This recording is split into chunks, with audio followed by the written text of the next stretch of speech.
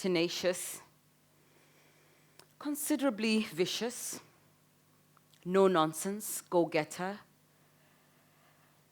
This is someone who I, at some point, hated to love. But when we buried my mother, I buried a friend, I buried a confidant, someone whose wisdom to date I still cherish, whose discipline I value but still questionable.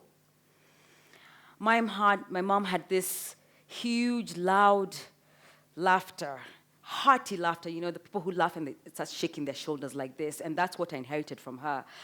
And I'm also very loud. My mom was eulogized as kind.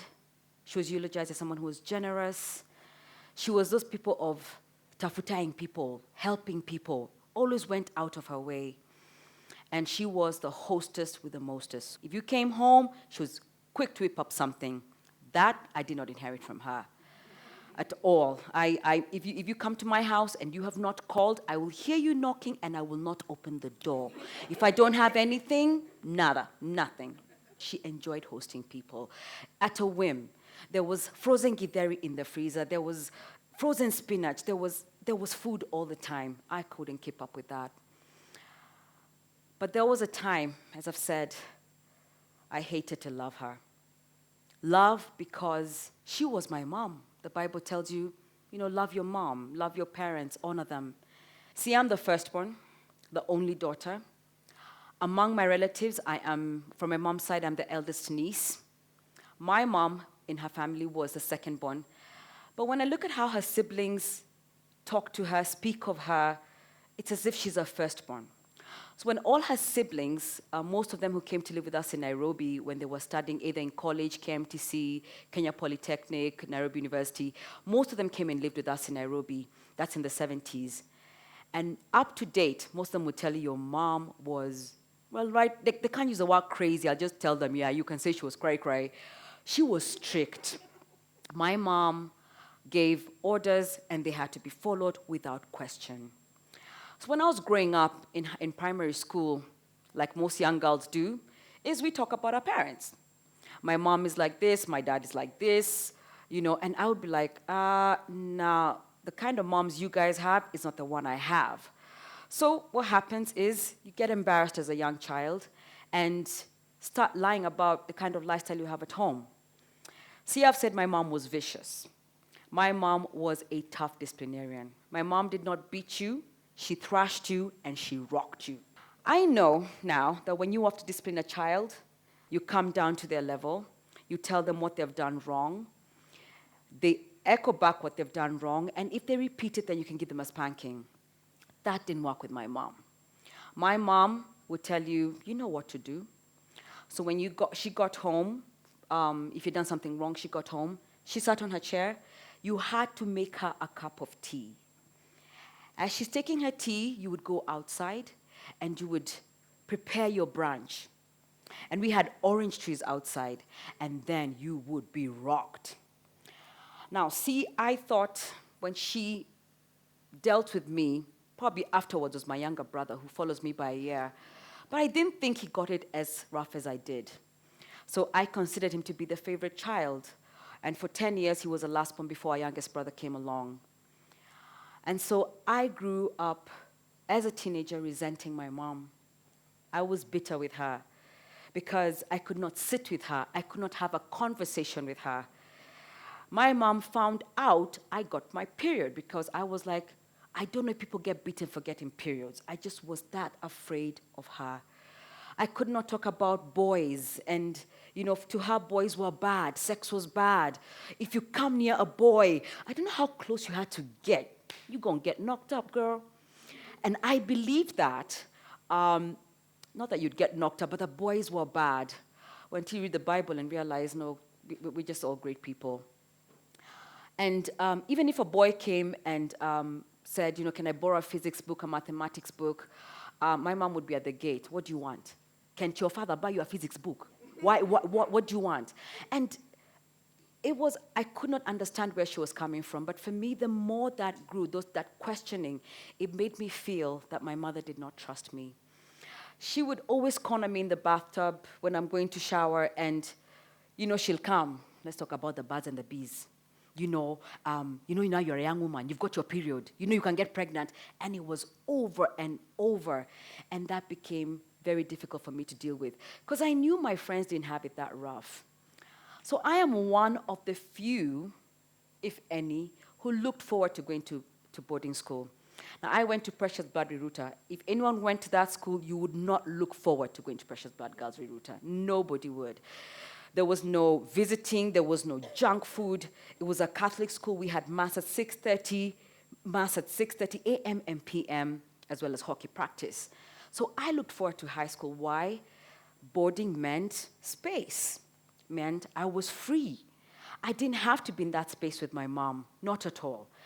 There were 7 weeks we were in school and then came back from midterm. Midterm was 4 days, so I'm like, yay, it's just 4 days, we're done, I go back to school.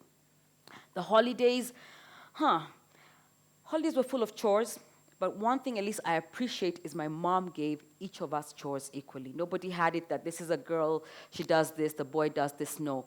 So you washed your room, each person washed their room, you did your laundry. When I went to college, that was in 1996, and that time, my father was an expatriate, so hello, no chores when your dad is the ambassador. And my mom wanted me to be in a college nearby Islamabad, the capital city, and I was like, oh, hell no. So when I looked for a college, I made sure it was 500 kilometers away. I did not want to be in that space with her as well. And because she was still very strict at that point. You couldn't, and I'm thinking, now I'm 18, I have an ID. Well, Pakistan doesn't have clubs, it's a Muslim country, but there were underground basement, you could go and, there were these chuti clubs, and it was ding-ding-ding-ding techno music, and you had to sneak out. Now, the good thing was our house was 7-bedroom, self-contained, so you could actually sneak out. But one day she caught up with me, and I was surprised that at 18, my mom could rock me, and she did. So my dad looked at me like, yeah, like you better get away. So I went to college, and that again gave me space and freedom to be away from her. Remember, she told me boys are so bad. You should not be near them. Then I go to college, and I'm like, brothers, brothers, brothers. So I think my first sexual experience was out of curiosity and rebellion. And I was like, man, this is good. It's not bad at all. No. And of course, my question to God was, how do you withhold such pleasure from human beings? This is amazing. Anyway, enough of that. I think when I was in 3rd year, 4th year med school, my mom called me. And she said, we need to talk. And I remember asking her about what. Now remember, you could not speak back to Dorothy Kakuti. And she said, we don't talk. I said, what about? If I come near you with a conversation or want to ask you something, the only thing I'm thinking is you're going to lecture me and it ends up in a beating. So she told me she was sorry.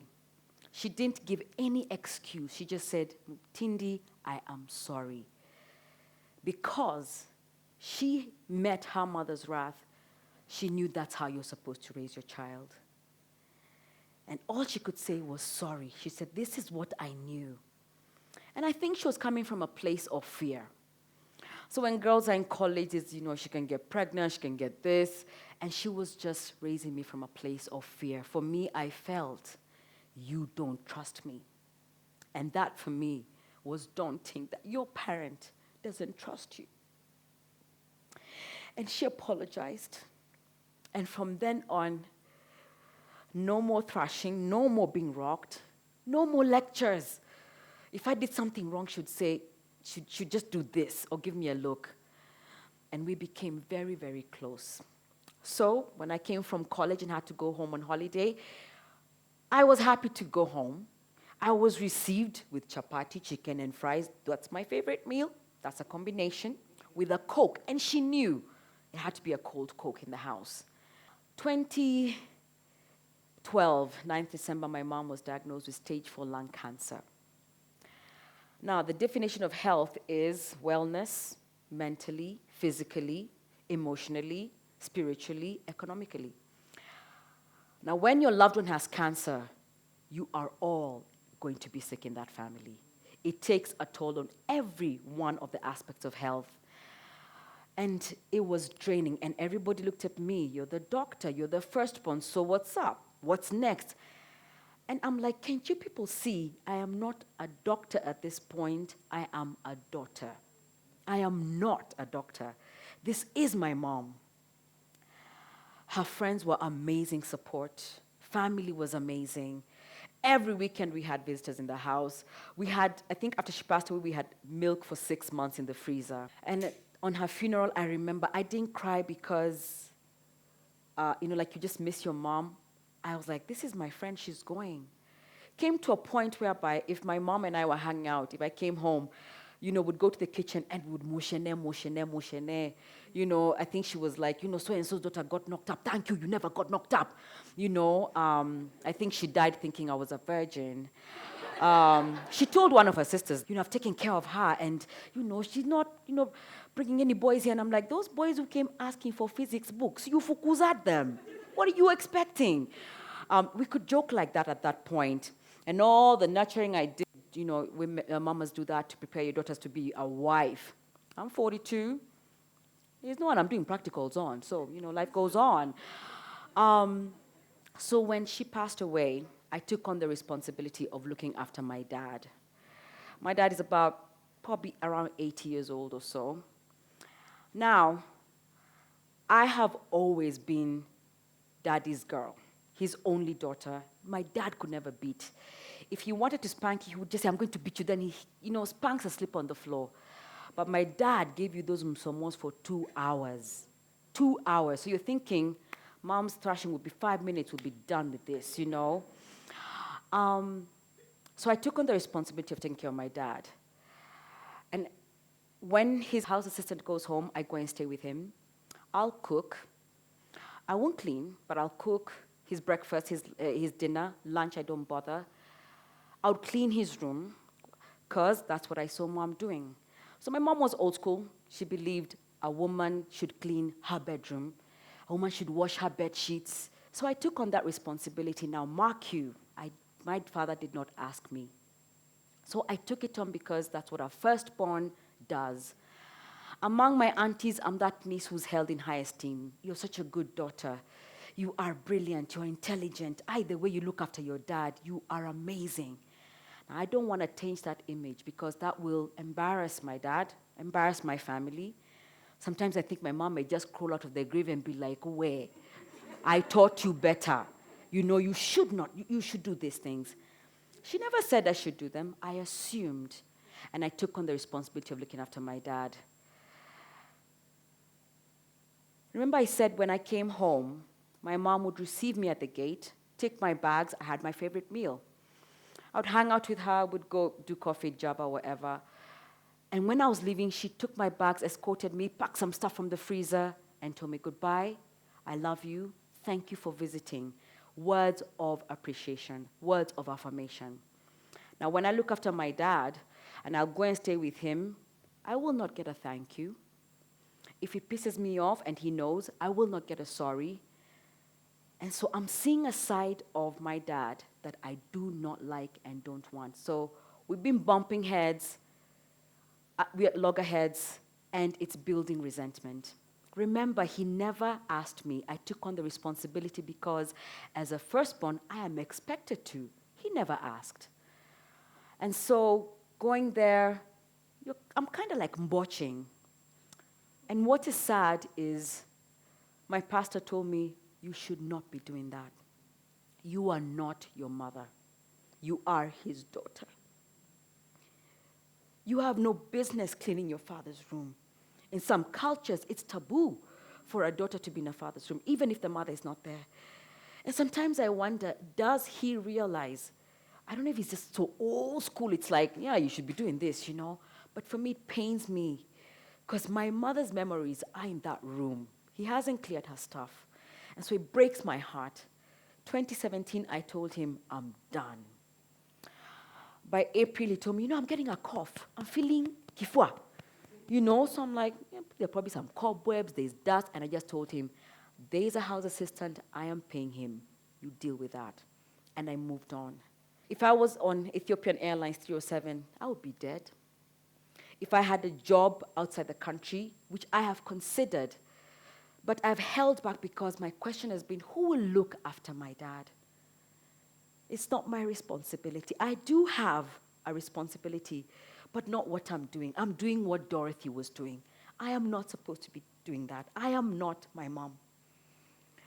So I lost my job at Mpisha a month ago, and I just told him, so, I lost my job, so now you have to do your shopping. And he was shocked. Like, but you've been doing, I just said, you are going. And it came to a point, I actually said, dude, you are going to do your shopping. If I come, I'll be coming here as a visitor. If I go, he's still going to be alive. He will take care of himself, or someone will take care of him, but I am done. So as I transition, as I'm looking for a new job, nimetupa CV mpaka Dubai, mpaka Qatar. Let me tell you, if I get a job, I'm on that plane and out of here. I am not going to hold back. I have clipped my wings enough. And the Bible says, those that wait on the Lord, he will renew their strength and they will soar. I have not soared. I'm 42. 8 years from now, I'm going to be 50. I need to soar. I need to live. I am done. And I'm telling myself, cheers, Tindi, to a new beginning.